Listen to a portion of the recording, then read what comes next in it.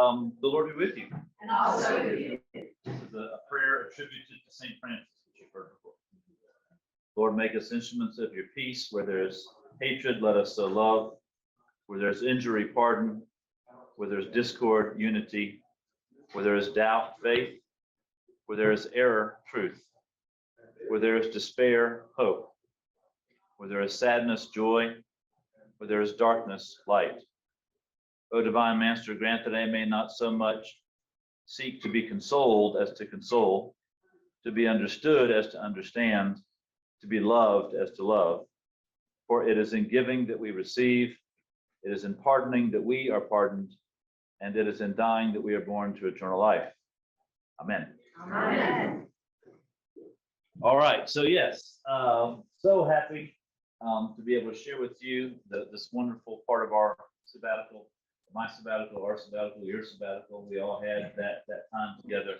So this week, sort of divided all this in. I don't know if y'all can see me. Can y'all hear me in there?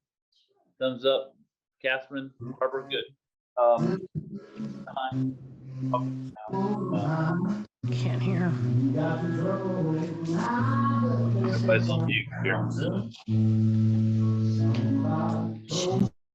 There we go. Zoom, yeah. So there's a Zoom here thing. We've got the Wood family slideshow, which come to our living room and look at all our trip slides. No, just not all of them, but some of them. But I do want to share some of what was going. This time in Italy was really meant as so many different things, really. So a couple years ago, 2017, maybe to be exact, when we talked about pilgrimages and how we can think of how we can walk the sort of the steps of Christianity's getting from Jerusalem to Cashers. And so that's with the trip to the Holy Land, which we took a pilgrimage as a parish, and then a trip to Greece. And then we were going to go to Italy, but the pandemic kiboshed that. And so we sort of waited. And so part of this sabbatical was being able to go there and do a little bit of reconnaissance. Because for me, in a comparison, I've been to Jerusalem before, and when it was easy to be a leader and not being 100% participant at that point. With Greece, I hadn't been there before, so I was sort of negotiating between wanting to help and know where to go and how the things happening versus seeing them for the first time. So now that we've seen some of these places where we had sort of already planned to go, going back, I feel like I'll be a better guide, and we'll have other people who are already there, who we met and know, and those type of things. We want to share some of that with you and the depth of spirituality that we were able to experience in Italy. And some of it is that I sort of term this things that end with Y, like Italy and winery and and all those kind of things. I don't have the full list in front of me, but anyway, you get the just things that end in Y. So I'm going to go through some of these pictures. I've got a couple other things that I want to show you along the way as we do. And I think that one, I'll get this right. Just press this one right. Okay. And she's got it on a timer, and I'll stand here out of the way of this so folks can see the TV and this. So this is Assisi, and this is actually looking out the window from where we stayed in Assisi. There are probably 30 churches or more in Assisi, and this is the church for St. Clare. So what to know about that is that St. Francis started the order, and then what happened was women wanted to join, and women, he was, okay. Yeah. It's on an automatic timer, so I'm trying to slow it down and hit pause. Maybe I can do it that way. No? We'll see. Okay. So of all these different churches that are around, most of them are active. Some of them have transformed into museums or art galleries and those kind of things. Okay, this is not, sorry, trying to hit pause. So we're looking at the church. You'll see the statues here in a second, where St. Francis and St. Clare both were baptized as young children. And as you go in, there is this wonderful statue to St. Francis. And we're talking early 1100s during this time, or late 1100s, early 1200s during his life. Claire was so impressed with what he was doing with his monasticism that she wanted women to be able to do the same thing. And these were not priests, these were not nuns in that sense of nuns until Claire had them. And then there were also other lay people who weren't going to completely take on everything that was happening. I'm going to try to make this stop. And it's not. So all the different churches that were around, you could just walk up and down the streets, have times of prayer, join in times of prayer with nuns who were singing in Italian, in a room off to the side that you can't see because of the separation, but you can hear. And so their voices come down and it's angelic and everything is so nice. And then all of a sudden you get an alleluia. It's like, oh, I know that word. But still, as you can imagine, the holiness that comes with just being able to pray and be in those places, to hear the story. Maybe it did stop now, so we have to. Now, Did you grow, or is that door small? No, all the doors. yes, no. Doors were small, just like if you've been in places in England or whatever else. It just when they were built, and that people were different stature going through that. Let's see if this now moves for us. Junior Warden couldn't knock that to the top. Yeah, that's right.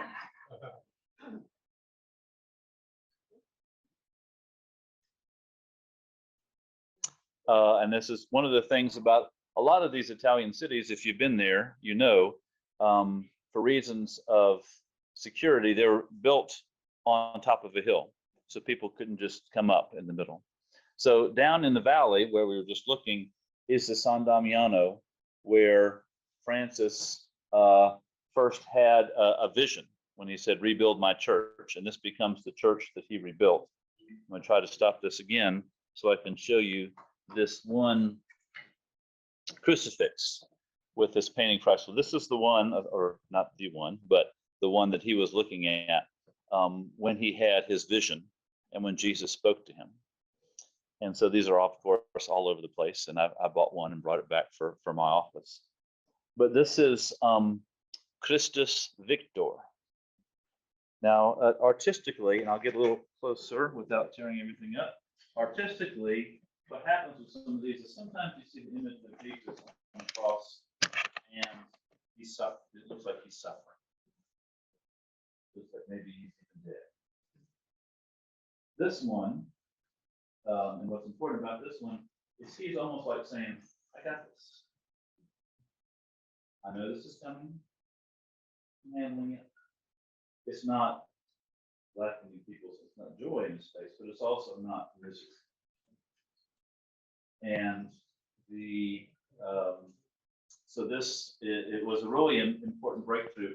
And for me, just to see this and to think about this and Jesus' sort of disposition at the moment. We don't know what it actually was like, and the picture, whatever else, but this is Jesus saying, I'm here, I've got this. And how that is reassuring to the people as well. And then all the different, when you think icons get made, all the different figures who were around, disciples, or the people up in heaven, people who are around. But it's also in terms of art and art history, and I don't know a lot about it. Marcia, you might be able to say, think more being the artist that you are. It's fairly flat. When you get to the Renaissance, you get bodies that have more three-dimensionality to them, or dimensionality to them. So that's one of the things that's a progression. And in the middle of our tour, actually when we were in Rome, I went up to our guide, this woman named Liz Lev, who's got a PhD in history and all this other kind of stuff, and said, so am I wrong in thinking that really the Reformation, the Renaissance may have started with Francis? Because once people started painting his life with frescoes on the wall, because so many people were illiterate, then they can go by and tell the story. And then those painters trained other painters, and those trained other painters, and those painters became the ones in the Renaissance. And this sort of reform, just to think of Martin Luther as a big reformer, and for the Roman Catholic Church, Francis was reforming the church too. Again, he wasn't a priest. He was preaching outside in everyone's native language. But I learned about him, and this is thanks to Mary Freeman, who handed us a great book, said, "You need to read this book on Francis." Yes, ma'am. And I did. It was really good. I didn't realize he was such an itinerant person. He went on to the Crusades. He preached to Muslims to try to, convert them. He was all into Italy. He was speaking to popes, just all over the place. He's like a first street preacher. He was. That's what he was doing. But again, he wasn't ordained. He was, in the end, commissioned or validated by the Pope to say, yes, you have my permission to do this. But the church really began to reform, and the faith began to reform because of it. It was sort of at that place where it, in the Middle Ages, into that place where it wasn't as powerful as it was later on in the 15 or 1600s. And Italy was not a country like we have a country. There was more states and provinces and all those things you know about history in Italy. But he was really beginning to expand the breadth of faith. And so his place in church history is really wonderfully important, not only for the personal devotion that he showed and he lived, but how that inspired others to follow him. But just seeing this cross, this is not one he painted, but seeing this was one that said, okay, I hear you, Jesus, and I'm going to follow you. And I'm going to rebuild your church, which is a building, which was also an institution. Well, Connie, our guide in the CC, he was a native and teaches art history and in high school there. She said that this Jesus is their triumphant Jesus, that they can identify with him, like his face, and that he suffered the same, and they were suffering, and that's why that's the particular icon that they choose, because it's the triumphant Jesus. And it was at then this church, which became much more of a monastic center, got built upon. These are pictures of the cloisters and things like that. And when Francis was very, very ill and coming back, basically to die in Assisi, he stopped back by here, and Claire and her order had taken residence in this spot. And they stopped and prayed together before he came into the another little church, which you'll see here, and died at that spot. The other thing, of course, that St. Francis is known for is thinking of not just people as those who need to be communicated the gospel, but also creation, and an equality of animal to human being. And you may have seen or heard the movie Brother, Sun, Sister Moon, Life of Francis. Well, this is connected to that, and what St. Francis wrote, a canticle of the creatures. You may have heard this before too, but listen to this prayer. Most high, omnipotent, good Lord, to praise thee, glory, honor, and every blessing. To thee alone, most high, do they belong. No man is worthy to pronounce thy name. Praise be to thee, my Lord, with all thy creatures, especially for Master, Brother, Sun, who illuminates the day for us, and to thee, most high, he manifests. Praise be to thee, my Lord, for Sister Moon, and for the stars. In heaven thou hast formed them, shining, precious, fair. Praise be to thee, my Lord, for Brother Wind, for air and clouds, clear sky, and all weathers, through which thou sustainest all thy creatures. Praise be to thee, my Lord, for Sister Water. She is useful and humble, precious and pure. Praise be to thee for my brother Fire. Through him our night dost thou enlighten, for he is fair and merry, boisterous and strong.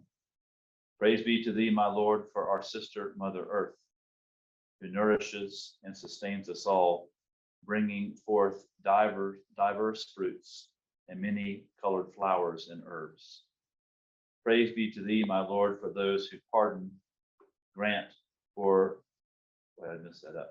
Praise be to thee, my Lord, for those who pardon, grant for the love of thee, to bear infirmity and tribulation, Blessed be those who live in peace, for by thee, Most High, they shall be crowned. Praise be to thee, my Lord, for our sister bodily death, from whom no living man can flee. Woe to them who die in mortal sin, but blessed are they who shall be found in thy most holy will. To them the second death can do no harm. So bless and praise my Lord all creatures, and thank and serve him in deep humility. What we learned about that is that part of what happened was this was sort of a cumulative prayer in his life. And he and his companions would pray a lot of these, but that last one about death didn't get added in till near the end, as they were facing death and accepting death in a way, and realizing, that this is part of creation, but like he says, to them, the second death can be of no harm. And so even that place of acceptance where we try to stave off death. I mean, of course, we don't want to die, but we sometimes do it to the extreme where we think it might not ever happen, or there's something we shouldn't be talking about it with, to our kids. Oh no, they're gone, or passed away instead of died, all those things. But so it's an all-embracing kind of a poem and canticle, and I just wanted to share that with you too.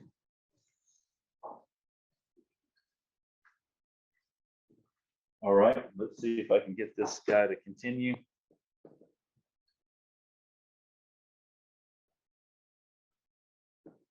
So this is actually, when you're in a CC, there's a small church within a church. Imagine building a huge cathedral over the Church of the Good Shepherd.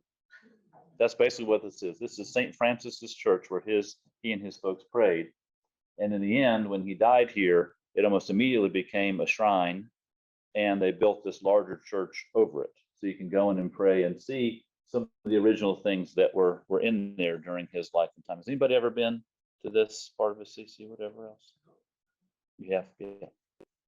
So this is in the area, the region of Italy called Umbria, which is not as well known as Florence or Tuscany for under the Tuscan sun and all that kind of thing. But it's a beautiful rural area. So you can imagine that little chapel being out there in the middle of nowhere, and then all these other churches like these that didn't exist until Francis and Clare had died, and then almost immediately churches were built in their honor and orders were formed. But you can 42. What does it say in this? Something like that. Yeah. Young. So this is on one of our last days there. We went up to this place. She was mentioning our guide, Connie, who, because she had grown up there, could take us to places we may not have found on our own that weren't on the beaten track. That's Connie there. But like with Italy and a lot of other European places, great streets and sidewalks. And then the sun, this is again the Cathedral of St. Clare. The nuns lived here. They would sing up here, and you could walk in here and do church, and their voices would come down through there in, and that just really just a beautiful place. Beautiful place. So this is a prayer area that started up in the hillside. So the CC is just sort of like over that little, it looks like caches, right? It could be just here. So it's just over the edge. But in this one, there are some other places where people come to pray. Yeah, here's the same cross that I just showed you. And a lot of these monks ended up praying in caves and spending a week in a cave, 2 weeks in a cave praying. And so this, out of the shelter, out of the rain, to have some shelter, to have a little bit of warmth, but also just a very monastic, isolated kind of expression to their faith. So then as we move on from Assisi, we went through to Tuscany, and this is, I think, Montepulciano, where they make some really nice wines. And we started our hike from here. We did 10 miles a day. We were planning on 4 days, but the fourth day was all rain. So we said, you know what, we're not going to do it today. But beautiful places along the way. And when they say T-bone steak in Italy, they mean some T-bone steak. I mean, this is a big steak. It came and like, I had lunch, the next 2 days or something. Yeah, it was great. Like, really, for the two of us? It's good. So food obviously was wonderful. This is us on day one of our hike as we head out of Montepulciano, just the big squares and things like that they would have around. And Linda saying day one. So you're down here. Day one, here we go. We can do it. We can do it. It was hot. It was hot. Yeah. Just the two of us.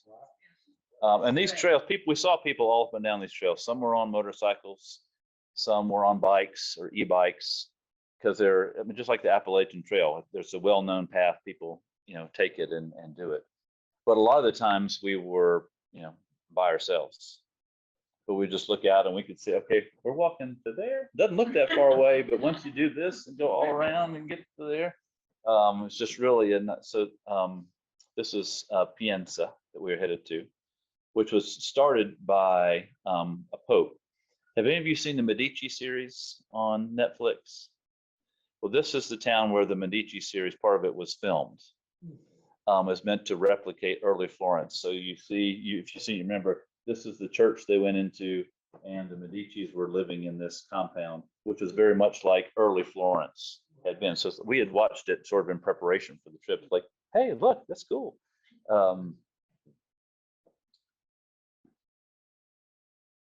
And of course, we had some glorious sunsets.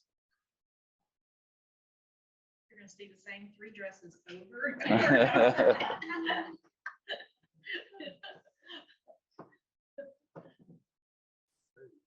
And just again, with some of these churches just going in to pray and to think about the years and years and years of prayer that had happened there. And some were filled with baptismal waters, and you could have that kind of devotion to your life of prayer. There were the farmers were beginning to turn some of the fields and get ready. So that was interesting to see how they're doing. There's a great story about this dog who followed us for 40, 50 minutes. Like, its owners are going to miss him. Linda, ask Siri how to say go home in Italian. The dog still looked at me like, I am home, or I'm following you. So, and then finally disappeared, but it was a cute little companion on the way.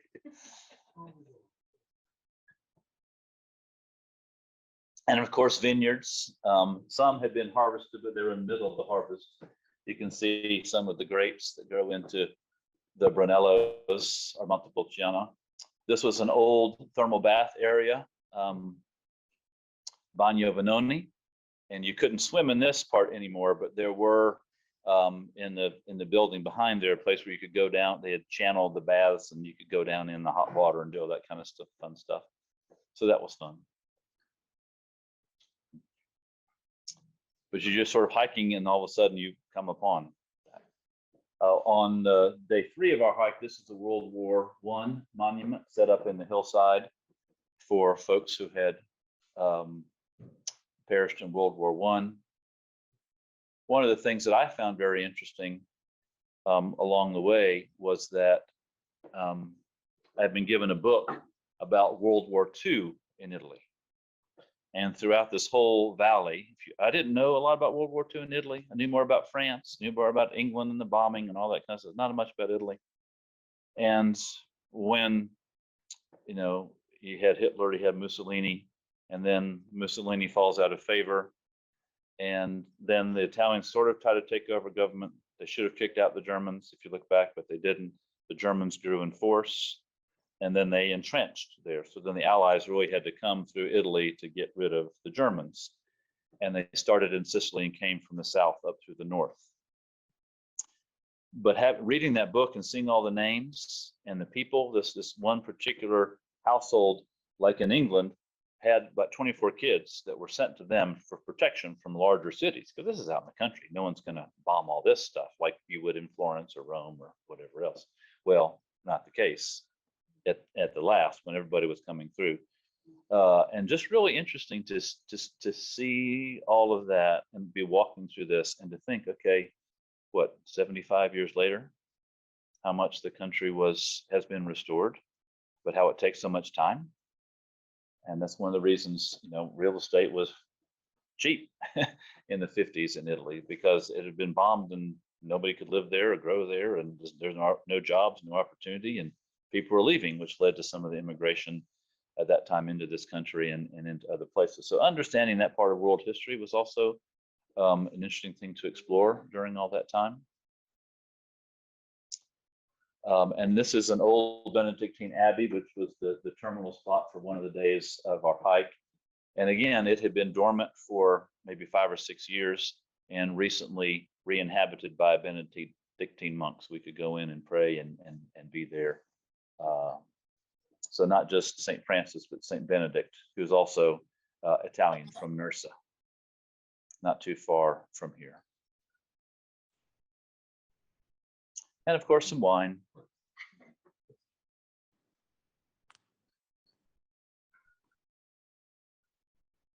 And this is Siena, which was a big town. I don't know, like Boston is to New York. It wasn't quite like Florence, but it was a big city full of trade, and great to go and be there. In St. Catherine, and this is the basilica in her honor. She becomes the patron saint of Europe. And she is one of the people that convinced the Pope to move from the Avignon papacy, remember that part of the history, back to Italy. So Italians loved her because all of the things came back, and she became renowned also in all of Europe. And then of course there's gelato. And this guy he was like a sculpture. You ever see Mr. Bean when he does his things? It's like Mr. Bean doing it. And then we get to Florence, and it's actually not attached to the church. This is the baptistry. Or no, this is the tower. The baptistry is around the corner. We didn't go up this one, but we went up the other part of the Duomo. But just an amazing, again, architecturally, what was there. And then there's a Duomo museum. There was a big flood in 1966 in Italy, and water came up and really destroyed a lot of the art that was there. So it got moved into this museum to preserve it on higher ground if there's ever any other flood, because like the Mississippi or the Arno floods on a regular basis. And this is Laura, who was our guide and taking us through briefly a lot of the art and things like that we were seeing there, including many versions of what's broadly known as the Pietà, this time of pity when Jesus is brought down to the cross and put into his mother's arms. This is an unfinished sculpture that we saw, unfinished because you can see the body of Christ is nice and smooth and is more filled out, where these features never got finished to that extent. And these are also Leonardo's.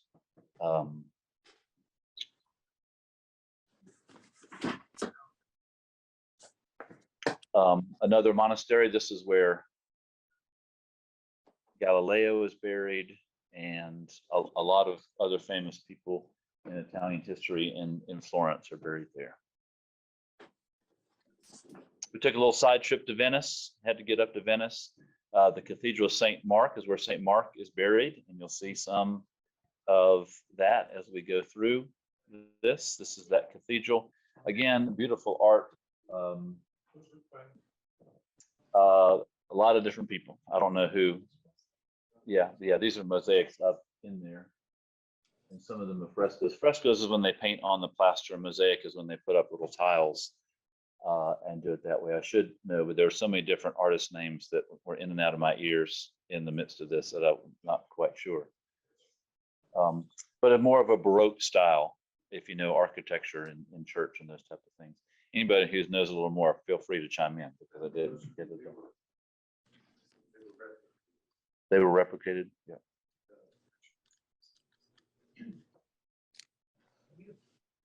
Mm-hmm. Lasted a long time. Still looks good.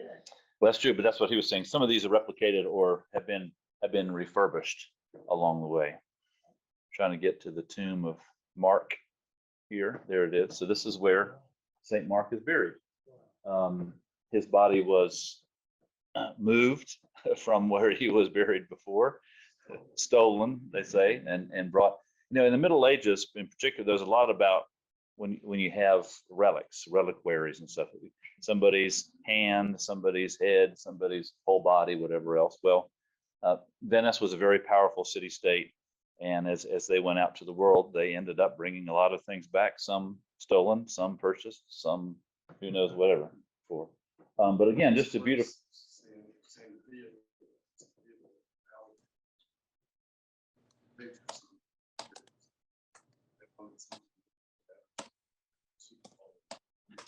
And got his.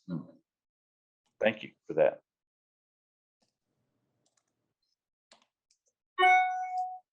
And again, just beautiful art all throughout the cathedral. This is their main altar, like you would find at any cathedral, an active church, places where you can pray.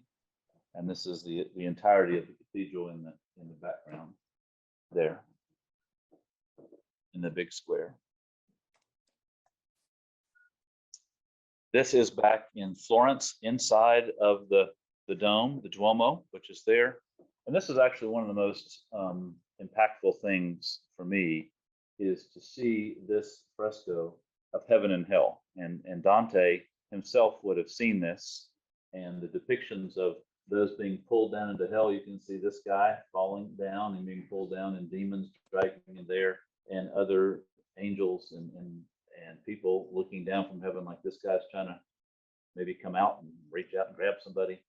But you would walk up these stairs to this higher tier, and then you'd walk around the inside of the dome. And then you take another set of stairs up. So you're almost able to reach up, I mean, at my height, to reach up and touch these. But you could really just look at them and just be overcome with, this is again, here are the people running, praying for mercy, not getting mercy, and then the difference between the heaven and hell in that.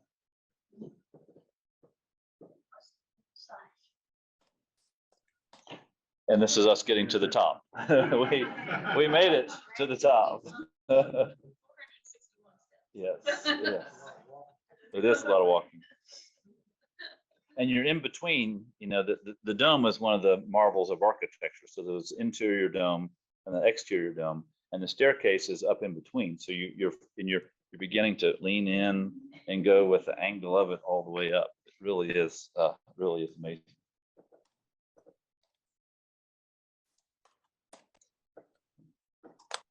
But again, just think of a fairly illiterate population.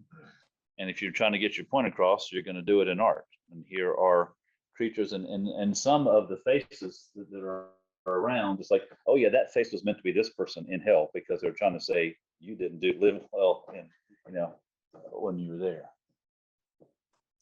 And so this is the barrier they have up, and there's me looking up and just really just being that close to it is amazing.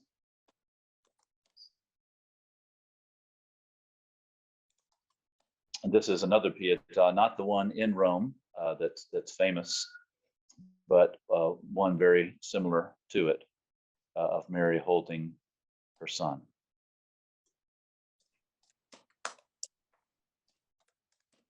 What Michelangelo was, 19, 22, something like that when he was. I mean, it's just amazing what the age he was when he was doing some of these. And they're all sort of in a circle, where you can see the different ones and the different things he was trying to express. Do I remember right that this was somewhat of a self-portrait of Michelangelo? That he was, what would have been like for him to have been there holding him?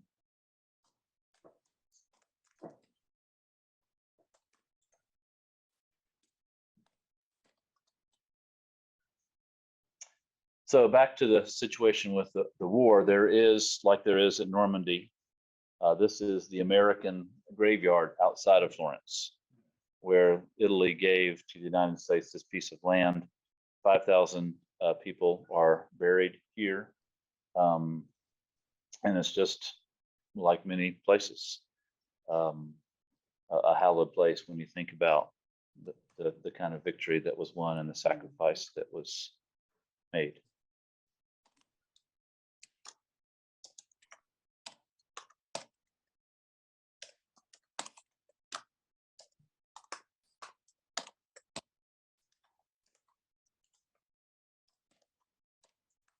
It's interesting when you go into one of the main buildings there, and it's on the day that the soldier was born or the day that they died. So if you go in on September 12th, I think it's their birthday. Everyone who was born on September 12th who is buried there, their name is out, and they've got things, and they just rotate each day. Those things. That's a nice, very personal touch. This is Florence in the morning, an early morning sunrise walk, the Arno River. Me taking in the art.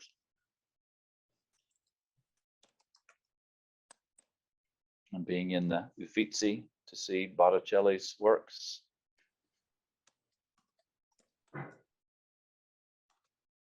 The Annunciation.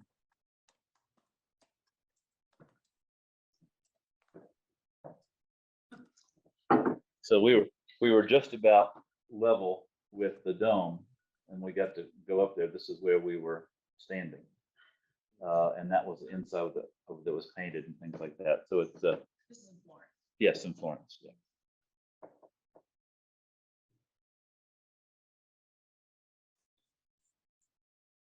She opened her eyes for that one. Yeah. There you go. And of course, some wine along the way. Checking out the stashes, the barrels. That's a good picture.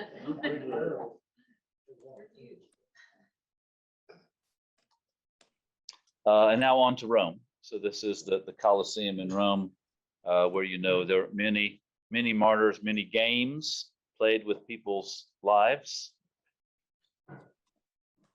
I'm going to try to go through these quickly if we need to get to church, but there used to be the whole floor there, like a stage in New York, whatever else, and preachers or props and people would pop up through different parts of the floor. So just to think about the lives lost there and the bad sport, blood sport. So here is St. Paul.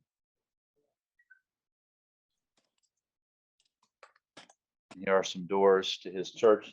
These were, this would take a lifetime to do. And there's some in Florence, there's some in Rome, they're all over the place, but so many different mediums for the art that we were able to see. And there's Christ with Paul and Peter, one on the left and one on the right. The chains that held Paul.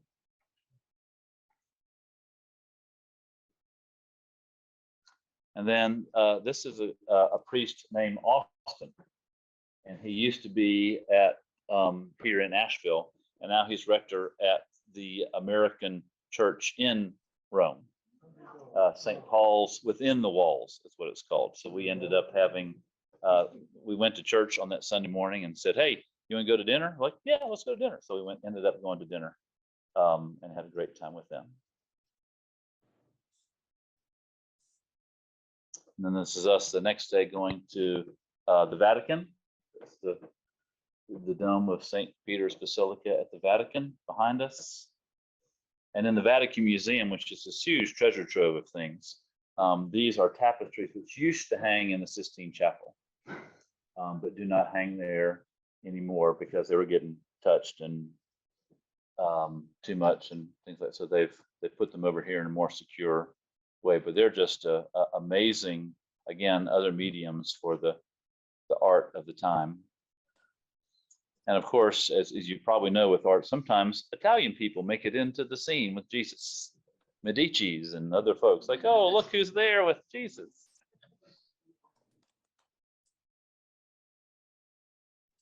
And one of the things that, as you know, knowledge is power, and the maps that the Vatican had really helped them understand the lands and the people and how, I wouldn't say necessarily controlled, but if you know there's a coastline on another side and other people don't, then you have an advantage over them. So like with any map, and you look at them and they're pretty accurate. I mean, this is Italy. It's not perfectly accurate to our standards, but for its day, it was very accurate.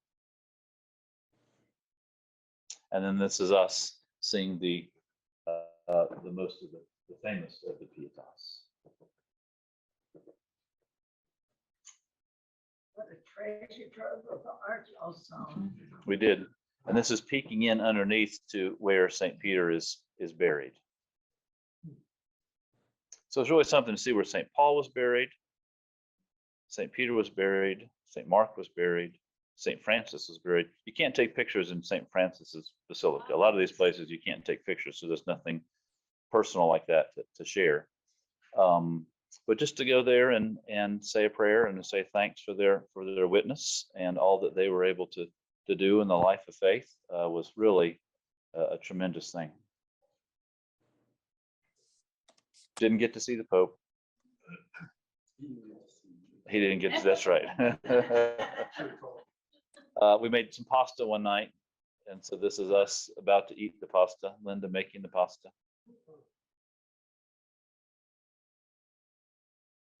And then we got to see Vesuvius, Pompeii, on our way down towards the Amalfi Coast. And then this is the Amalfi Coast. It was a little bit cloudy, so it's not as blue. It is, but this is really just a little shoreline. But this you can capture some of the blue and the beauty of things that were out there. Have any of you been to the Amalfi Coast before? Yes, yeah. Beautiful, beautiful spot. And then we went to Capri, which was a fun day. Went all around the island on a boat. This is us doing like this, and so that's down the cliff that we are looking down the ocean. Don't step back. That's right. So you can see the wall that's right there. It keeps us from being fools. Thanks for taking all these photos. Oh, this is only a little few of them. And some monks make bread, some monks make wine, these monks make perfume. And they have been making, and you can, if you stop by, you can sniff. They'll come in to buy our stuff, right?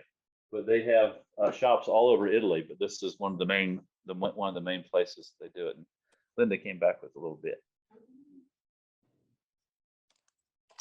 And then, of course, when you're around, you see the blue ocean and the grottos. And we didn't get to see the blue grotto, but we got to see the beauty of all that on our boat trip around Capri.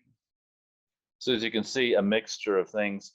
We were having a connecting flight through Paris that didn't connect.